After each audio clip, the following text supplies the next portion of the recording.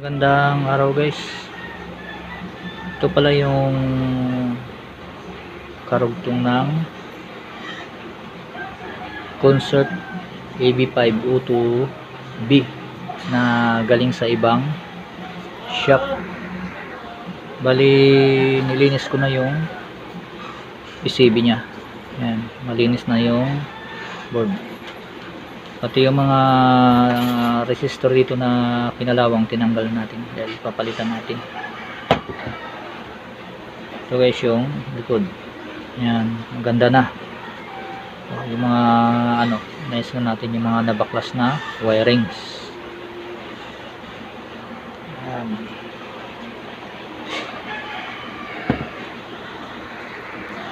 Bali yung gagawin lang natin dito, ikakabit natin yung mga ipapalit natin. Ang pinaka main topic natin dito, gawin nating low frequency yung kabilang channel, tapos yung kabilang channel naman high frequency, para hindi na tayo magpalit ng mga power amp transistor. Wag na, hindi na natin galawin yan. Ang gagalawin lang natin, ito lang yung bias control. Magpalit tayo ng bias control. Bago ka lang napadpad sa aking channel, i-subscribe mo na rin yung channel ko para updated ka sa mga bagong video na ilalabas ko. Jadi ito pala yung listahan ng papalit natin. Ito, dalawang ECAP na 10,000 UF 63 volts, 6 na transistor na 551, saka 6 din na 5401, 8 33 key. Bali 1/4 to guys na resistor itong 33 key. 8 pieces na 3.3 key, 4 pieces na 680 ohms, 4 pieces na 1 key, 6 pieces na 4.7 key, 2 pieces na 22 key, saka 2 piraso din na 2.7 key, 2 piraso din na 1.2 key, saka 2 piraso din na 100 ohms, 2 piraso na 10 ohms na 1/2, saka isang 10 key, tapos 2 piraso na 100 UF 35 volts na kapasitor. Tapos ito naman yung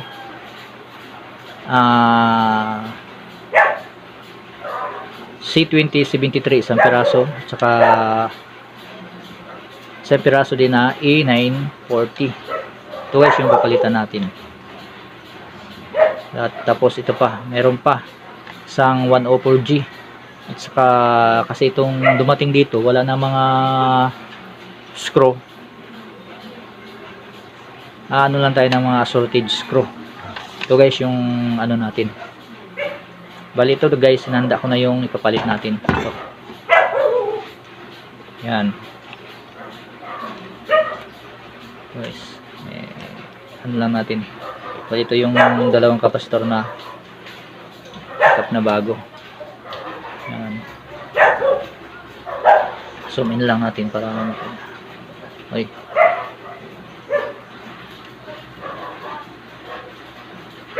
Yan guys, yan. Ito, dalawang ECAP. Yan. Ito guys, yung ang dami niyan yung papalit natin. Yan guys, yung papalit natin. Bali meron akong ibabalik dito guys na 2 piraso. Itong yan kasi okay pa naman siya. Itong dalawang C9014, yan, 2 piraso yan, ibabalik lang natin yan. At saka ito yan lang guys itong dalawang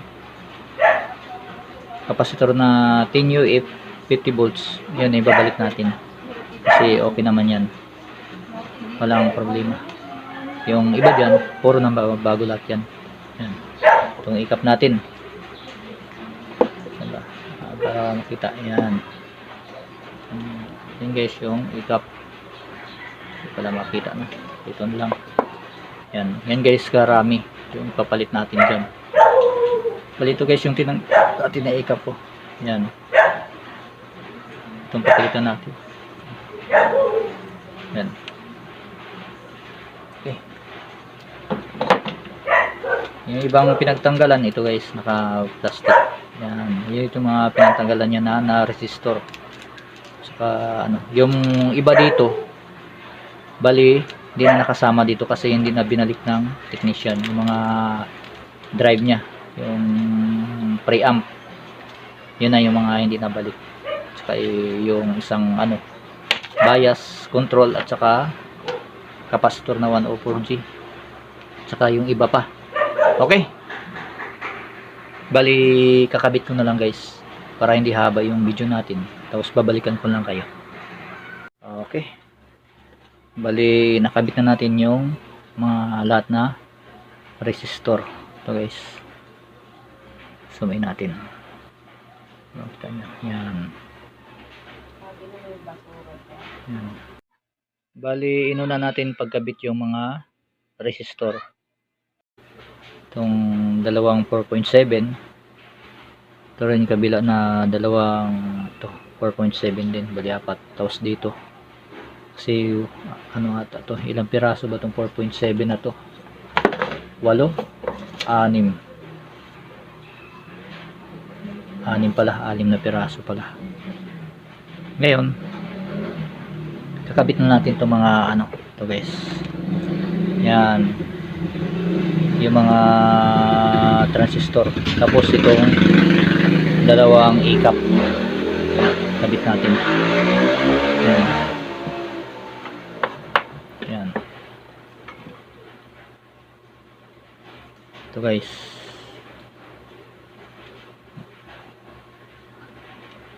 Yung dati 63 volts nakalagay. Yan. 10,000 unit 63. Papalit natin lang guys, 50 volts lang. Na problema yan kasi mababa lang yung trapo nya. 31 na ata to, 30 volts ata, 30 plus 30 o 31 plus 31, kalimutan ko na. Okay, bali kakabit lang natin itong mga transistor tapos itong dalawang ikap.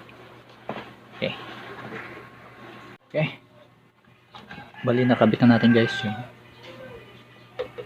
ano, ito na lang yung ano, itong may ituturo ko. Yan, ito na, pati yung mga resistor, kapasitor, 104G, itong 4.7 4.7K. Yan, ito na yung preamp driver natin, kabit na lahat. Ngayon ang gagawin natin dito, kakabit natin yung ito ba na yung bias driver switch, kabit natin. Ito guys yung kakabit natin na bias audio driver switch C9014, pero gagamitin natin ito yung ano 551 5551. Okay. Dalawa magkabilaan. Ngayon, lalagyan muna natin siya ng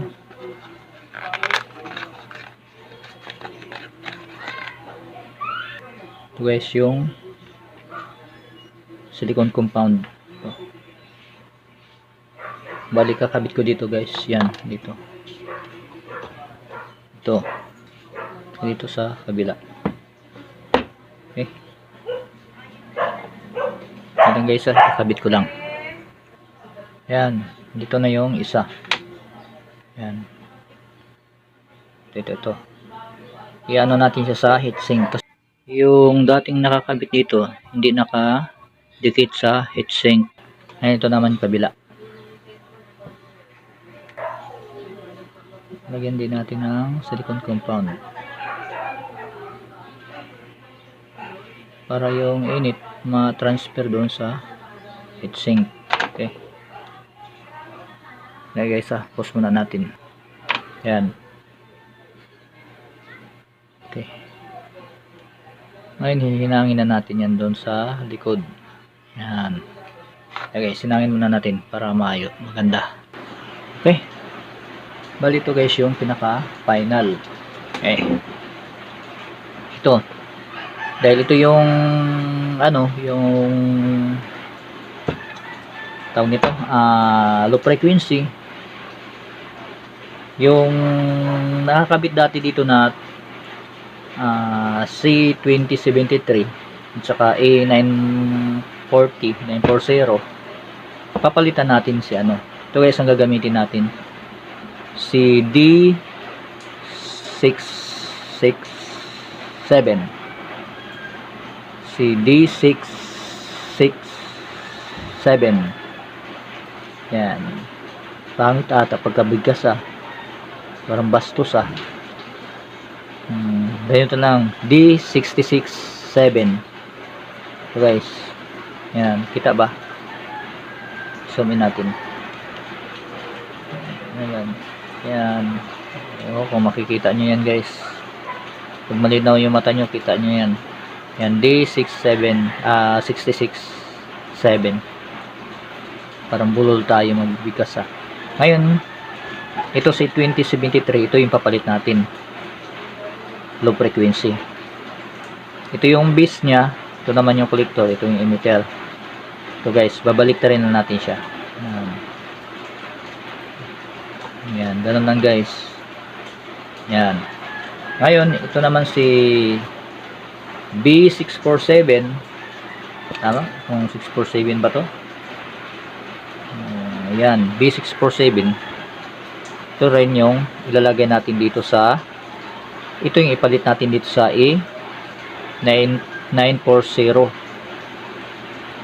Okay. Same din siya ng ano. Yan. Pasok na ba? O hindi ata. Okay. Yan. Ganyan lang guys ka simple. Ito yung kabila naman, ito yun. Ito yung bias nya.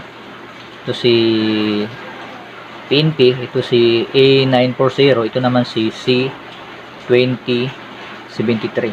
Yan. Ito si 2073, pinalitan natin ng D667, saka si A940, pinalitan natin ng B647 na low frequency. Ito na guys yung driver natin, itong bias driver switch natin. Ito yung A90 9014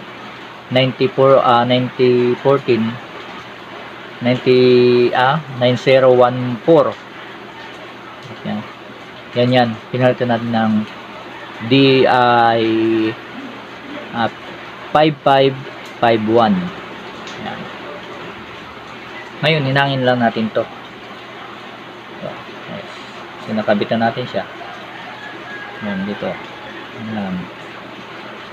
Ito ba guys, wala na. Yan. Ano na natin ang malabo na ata. Ano ba yan? Ito pala sa kabila guys. So layo natin yan. Balihinangin ko lang muna guys Pagkatapos nyan, titingnan na natin yung tone control. Bago natin i-ano yung tone control, kuhaan muna natin siya ng bias voltage. Okay. Na guys, yung finished product natin. Yan. Okay na yan. Yan. Ito yung bias control na dalawa. Yan. Yan. Ikutin natin para makita nyo. Yan. Ito guys. Ito si NPN, ito naman si PNP. Ito naman yung sa right channel natin. Yan. Si C2073 at saka si E940. Para dito yan guys. Dito sa ano, power amp na to. Yan. Ito naman, yung dalawa, para dito yan sa low frequency na power amp. Ito, dito sa high frequency na power amp. Ganun guys ka, simple. Yan. Okay na. Okay, yan. Bali ito, nilagyan na natin siya ng ito. Kasi bitak yung corroded na yung wirings niya. Pati ito guys, yan. Mga bitak-bitak yung board. Ito. Dalawa. Ngayon, ito, palagay dito na to, tatanggalin na natin yan. Hindi natin kailangan ng ganyan. Kasi pag gagamit tayo ng ground dito sa ano, kailangan gagamit tayo ng dalawang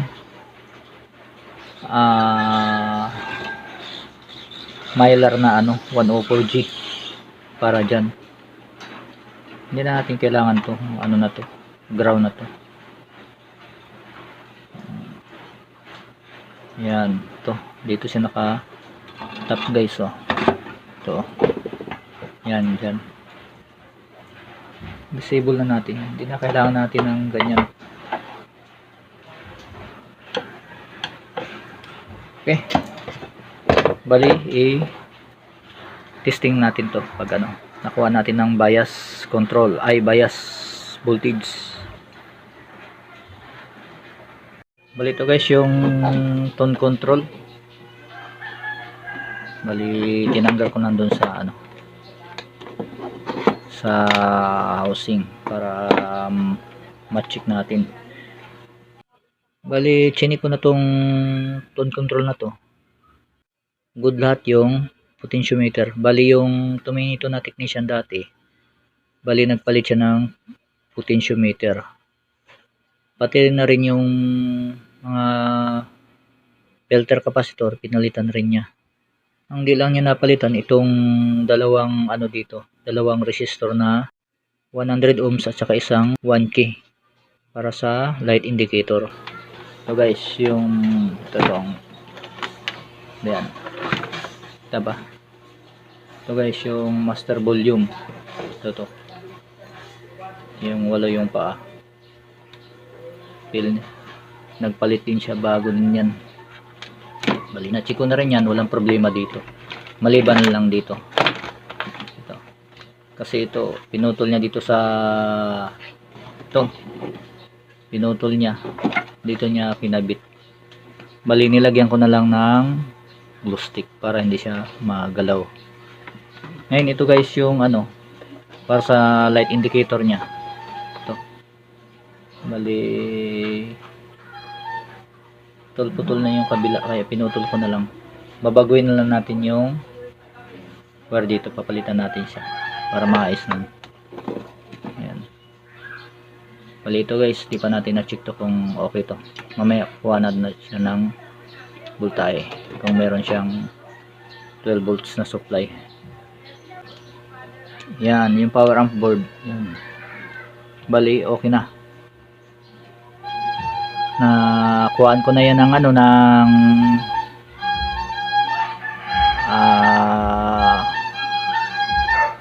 bias voltage, Oscar kilo na lahat yan. Good na lahat yung voltahe. Nakabit na lahat yun dyan. I-finalize na lang natin para may kabit natin sa housing. Tsaka ma-test drive natin kung okay na siya. Okay, bali ayusin ko lang. Guys, bali tapos na. Yan. Ito na yung loob natin. Yan. Bali ito guys yung tone control. Dami pang inayos natin dito. May problema din pala, sira din pala dito. Dami mga ano. Ito guys yung ano, naglagay tayo ng tatlong resistor dito, dalawang 100 ohms saka isang 1K. Nayos na rin natin yung light indicator kasi wala siyang indicator light eh. Yan, malinis na yan. Okay. Yan. Nayos na natin. Okay. Ngayon, ito guys, naka-input na yung ano, nakalagay na yung ano natin. Dito muna tayo magkano sa right channel. Ito, naka-input na yung ano natin sa ito. Gamit lang tayo ng player, DVD. Ayan. Ito, naka-plug in na. Ito, naka-ready na guys. Naka-post lang yung DVD natin sa ilalim. Ngayon, play natin. Okay. Ngayon, power on natin.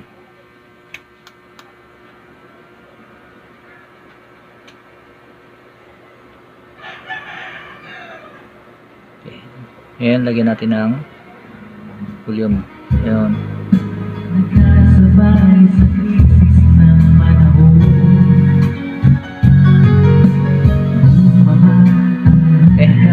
Ng piso. Di kaya sumabay Ngayon, lilipat natin sa lip channel naman. Okay. So guys, nilipat na naman natin siya sa lip channel dahil okay yung right channel. Dito naman tayo sa lip channel. Okay. Ngayon, tapos na pala natin, hindi pala naka power on. Okay. Yan. Okay, lagyan natin ng volume ulit. Alam na miss kita. Okay. Lagi kitang inuulan. Bale, 1 kilo guys.